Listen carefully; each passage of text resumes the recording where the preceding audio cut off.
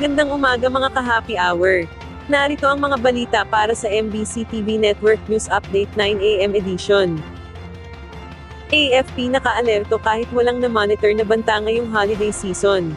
Nakaalerto ang Armed Forces of the Philippines kahit walang na-monitor na anumang malaking banta sa seguridad ngayong holiday season. Ayon kay AFP spokesperson Colonel Francel Padilla, kasalukuyang nasa heightened alert ang militar. Pinalakas din ng militar ang kanilang suporta sa iba pang law enforcement agencies upang matiyak ang payapang pagdiriwang ng Pasko. Sinabi ni Padilla na may mga sundalo ang nakadeploy sa mga checkpoints at tumutulong din ang mga ito sa pagbabantay sa mga pantalan, bus stations, at maging sa mga mall.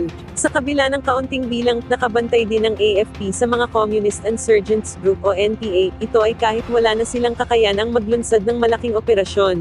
Gayunpaman hindi minamaliit ng militar ang kanilang puwersa dahil maaari pa ring magsama-sama ang mga grupo at manggulo sa isang lugar. Samantala, sa kabila ng pagdiriwang ng Pasko, sinabi ni Padilla na nakatutok pa rin ang militar sa kanilang misyon lalo na ang pagbabantay sa teritoryo ng ating bansa, partikular ang bahagi ng West Philippine Sea.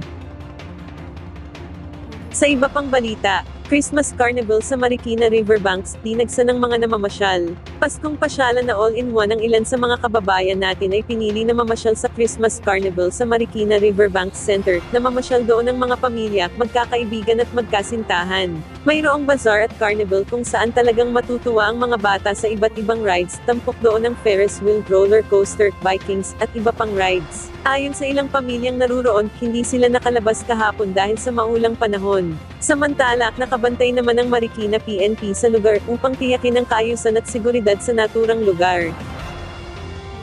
At yan ang mga balita para sa MBC TV Network News Update 9 AM edition. Abangan ang mga susunod na balitaan mamaya para sa 10 AM edition.